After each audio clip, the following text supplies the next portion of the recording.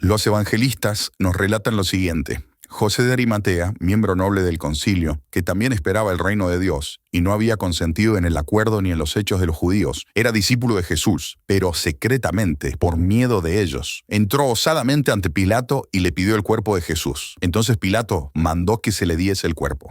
Jesús había sido acusado de sedición por, según sus enemigos, autoproclamarse rey de los judíos, lo cual era interpretado como una amenaza al dominio de Roma y al César, y lo colocaba como un rebelde revolucionario. También lo acusaron falsamente de prohibir dar tributo a César. Lo acusaron de sublevar al pueblo a rebelarse contra los romanos, quienes no toleraban movimientos que pudieran incitar rebeliones. Y Pilato era un poderoso militar de alto rango que algunas horas atrás había ordenado la ejecución de Jesús por las acusaciones mencionadas.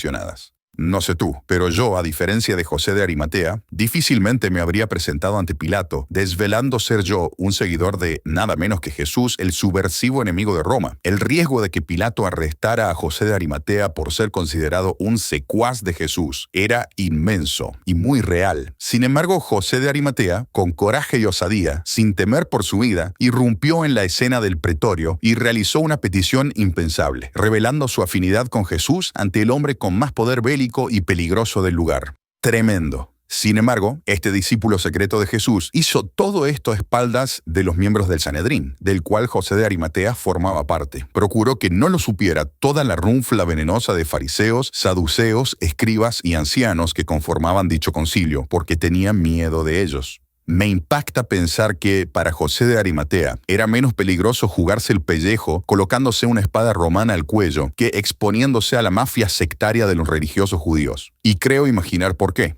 Para José de Arimatea, enfrentar a Pilato suponía un 50% de probabilidades de que lo matara y un 50% de probabilidades de que lo dejara ir con el cuerpo de su Señor. Pero si enfrentaba a la religión, había un 100% de probabilidades de que lo lapidaran. Por lo tanto, podemos concluir asertivamente que los religiosos son más conflictivos y nocivos que la gente del mundo.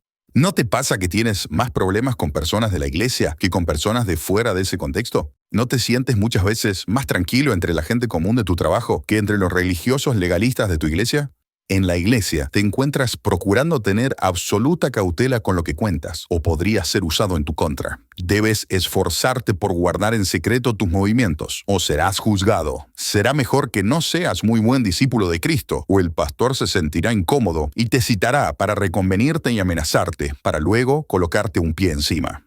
En cambio, no eres perseguido en el trabajo, ni tienes que ocultar nada de tus vecinos. ¿Por qué son más problemáticos aquellos con quienes deberíamos tener más cosas en común, quienes deberían ser nuestro apoyo, que con aquellos que no tienen nada que ver con nuestra fe? Te diré por qué. Porque a los legalistas miembros de la iglesia les encanta juzgar y tienen poder para hacerte sentir como basura, dándote la espalda, negándote un servicio o excluyéndote de la comunión, poniéndote rótulos como rebelde, pecador y haciéndote todo tipo de bullying cristiano. Paradójicamente, tratándote tal como los religiosos judíos trataron a Cristo. ¿O no habías notado que Jesús solo tuvo problemas con los fariseos y otros como ellos? No tuvo problema con los pecadores, ni con los extranjeros, ni con los romanos, fuera de las acusaciones falsas con que los llevaron al pretorio. Solo tuvo problemas con los religiosos, legalistas, sectarios, de los cuales, lamentablemente, todavía encontramos demasiados en las iglesias hoy, especialmente entre el liderazgo. Y Jesús no es el único ejemplo. Juan el Bautista denunció a los fariseos y saduceos como generación de víboras por su hipocresía. Adivinen quién no era bienvenido en las sinagogas. ¿Por qué creen que cuando Jesús les preguntó a los fariseos de dónde venía el bautismo de Juan, ellos no aceptaron confesar que venía de Dios?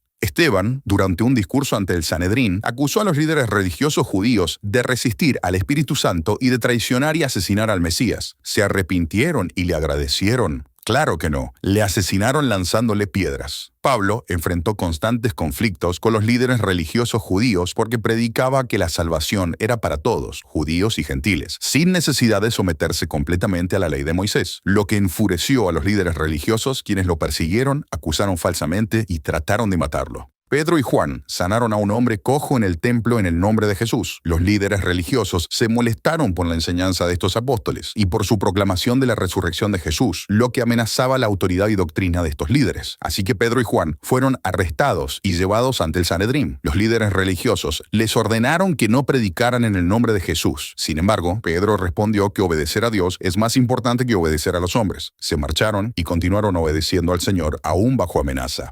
El hombre nacido ciego sanado por Jesús fue interrogado por los fariseos. Los fariseos no querían aceptar que Jesús tenía autoridad divina, y el testimonio del hombre sanado confirmaba el poder de Jesús, lo que desafiaba a los fariseos. Así que, al no obtener la respuesta que deseaban del hombre que había sido ciego, lo expulsaron de la sinagoga. Estimado hermano, nunca olvides que José de Arimatea prefirió enfrentar a Pilato que a los religiosos judíos. Los representantes de la religión, cuando se apartan del verdadero propósito de servir a Dios y al prójimo, pueden volverse obstáculos para quienes buscan vivir conforme a la verdad de Cristo. Si tienes conflictos con personas que, debiendo estar a favor de lo que Jesús nos mandó a hacer, se parecen más a los fariseos con los que tuvieron problemas los primeros cristianos, ¿crees que estás rodeado de discípulos de Jesús o de fariseos legalistas? No es normal que tengas más fricción con las personas de la iglesia que con la gente del mundo. Si estás en una iglesia de religiosos conflictivos, mi consejo por tu salud espiritual y para que tengas libertad para servir a Cristo es que te apartes de los que estorban a los que quieren vivir como Jesús. Recuerda que el Señor nos ha llamado a vivir en libertad. Si este mensaje te bendijo, considera suscribirte, dejar un comentario, dar me gusta y por sobre todo compartir. Te deseo libertad y muchas bendiciones. Hasta pronto.